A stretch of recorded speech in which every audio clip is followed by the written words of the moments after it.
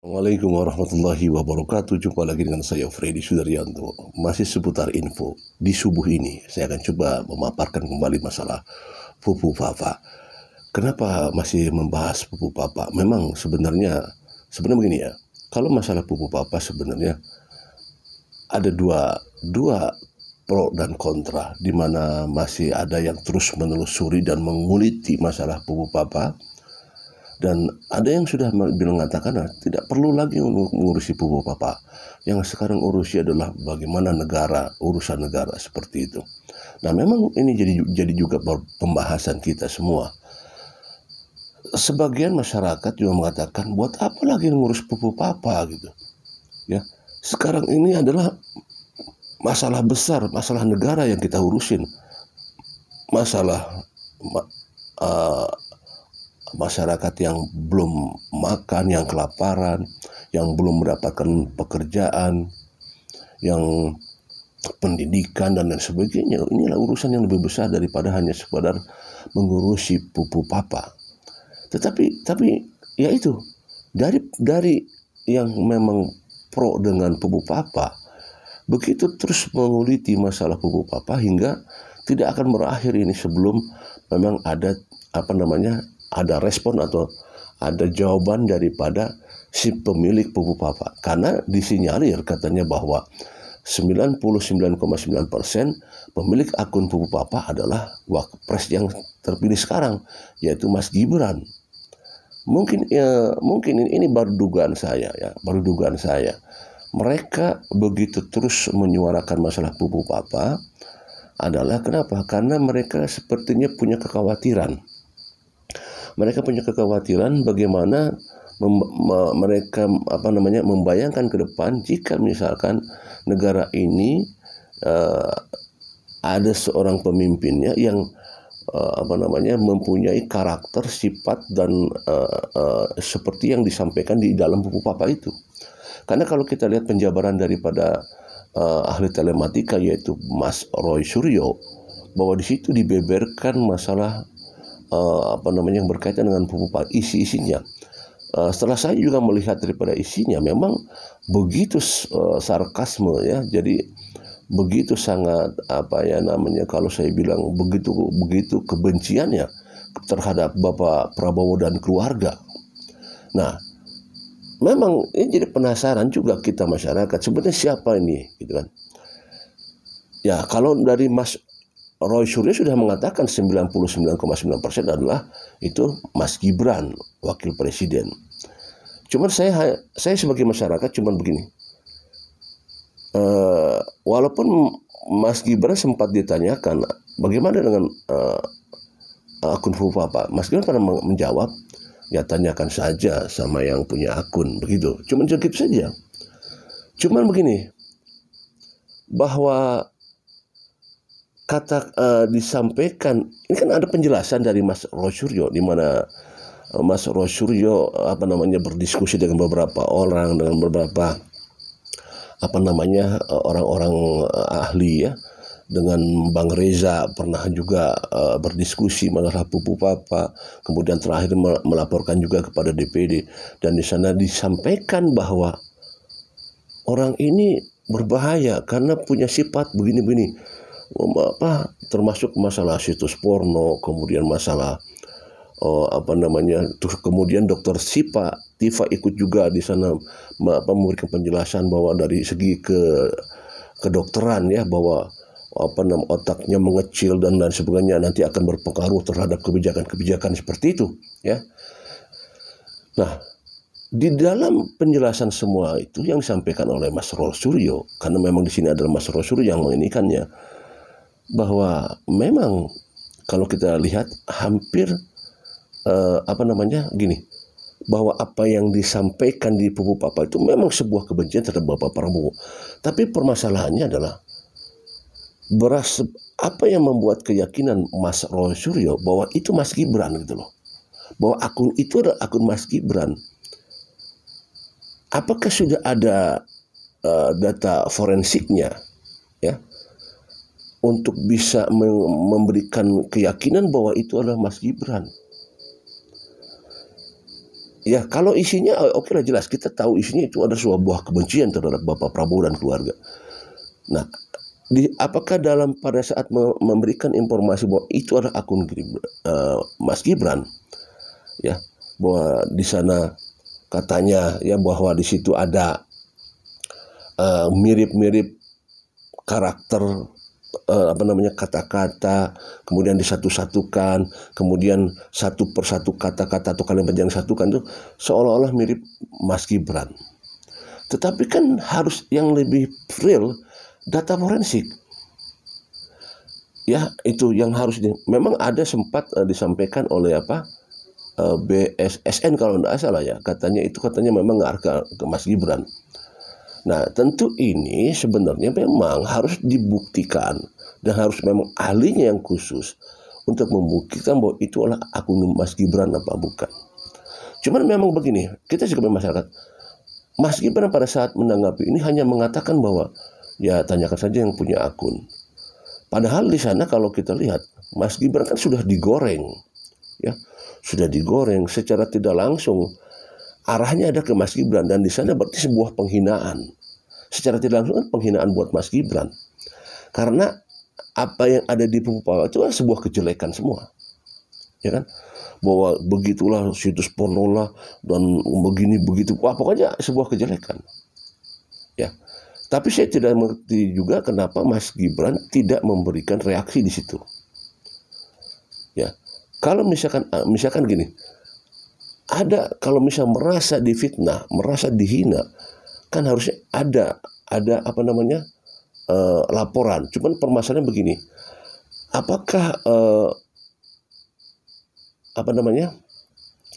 Mas Gibran ini nggak kira-kira untuk bisa mau melaporkan? Karena ini kan legal standingnya kan orang yang memang harus dilaporkan. Tetapi sebenarnya yang dipermasalahkan di Bapak ada Bapak Prabowo-nya sebenarnya. Karena yang dihinanya adalah Bapak Prabowo oleh Pupu Papa.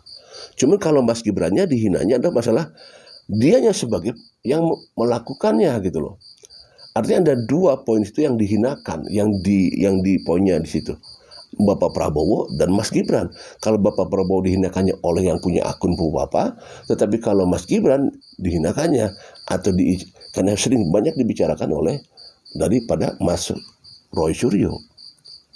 Nah, kembali lagi masalah ini adalah apa yang membuat daripada Mas Roy Suryo. Nah ini ya, yang kita pertanyakan kepada Mas Roy Suryo adalah apa motivasi sebenarnya, motivasi Mas Roy Suryo bersama tim yang lain, ya termasuk ada Dr. Tifa di sana, juga ada Pak Profesor Rafri Halun.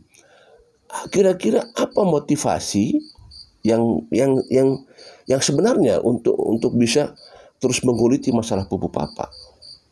Memang saya pernah mendengar katanya mereka tidak rela kalau misalkan nanti bagaimana nanti ada kekhawatiran, mereka ada kekhawatiran kalau misalkan bagaimana negara dipimpin oleh orang yang punya akun Pupu Papa gitu loh. Ya kan, karena mereka sudah meyakini bahwa akun Pupu Papa adalah Mas Gibran. Berarti mereka punya kekhawatiran terhadap Mas Gibran. Bagaimana nanti kalau misalkan langkah lebih jauh, misalkan ya kita tidak mengerti apakah Bapak Prabowo nanti, ya apalagi kan usia Bapak Prabowo sudah agak sepuh gitu kan. Kan kalau misalkan ya ini kan kita hanya berandai-andai saja kan gitu. Seperti masalah kemarin sekarang Bapak Prabowo ke luar negeri, sekarang dipimpin oleh Mas Gibran, ada kekhawatiran. Tetapi kan nyata buktinya kenyataannya pada saat Pak Prabowo di luar negeri tidak ada masalah apa-apa. Karena begini loh, kita berbicara masalah efek. Kira-kira ada efeknya nggak dengan akun Pupu Papa yang memang begitu sadis lah, kata-katanya begitu sarkasme?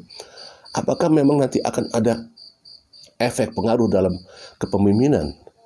Tentu ini harus ahli yang menjawab.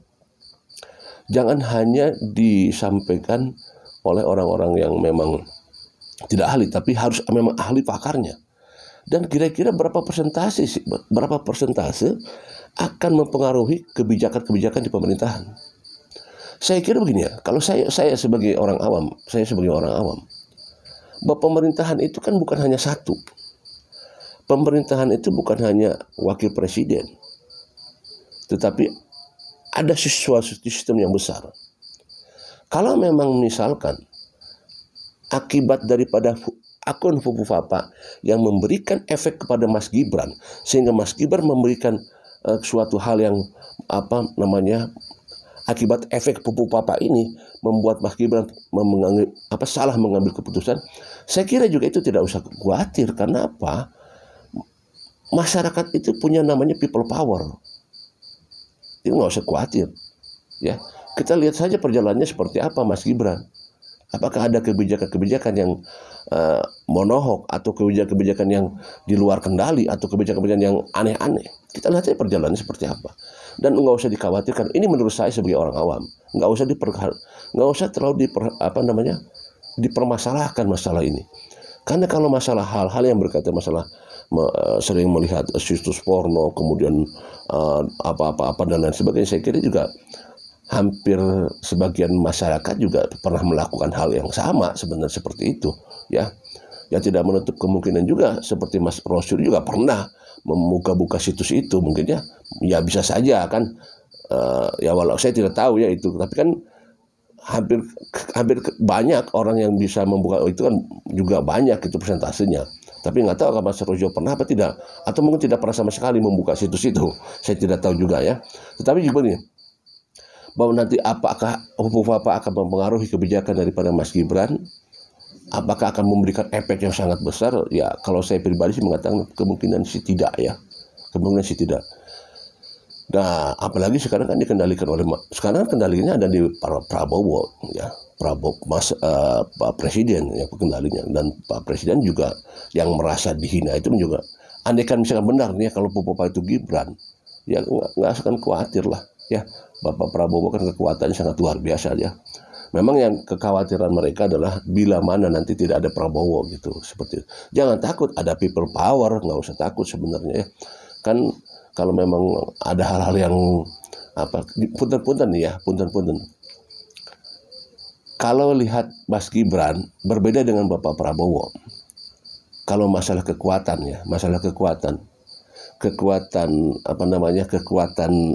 basic di belakangnya, Bapak Prabowo itu kan punya nama besar di belakangnya, mantan Danjen Kopassus, mantan Pangkostrat ya, pengusaha pengusaha hebat lah. Jadi dari politiknya oke, dari politik internasional oke, punya kekuatan Bapak Prabowo itu.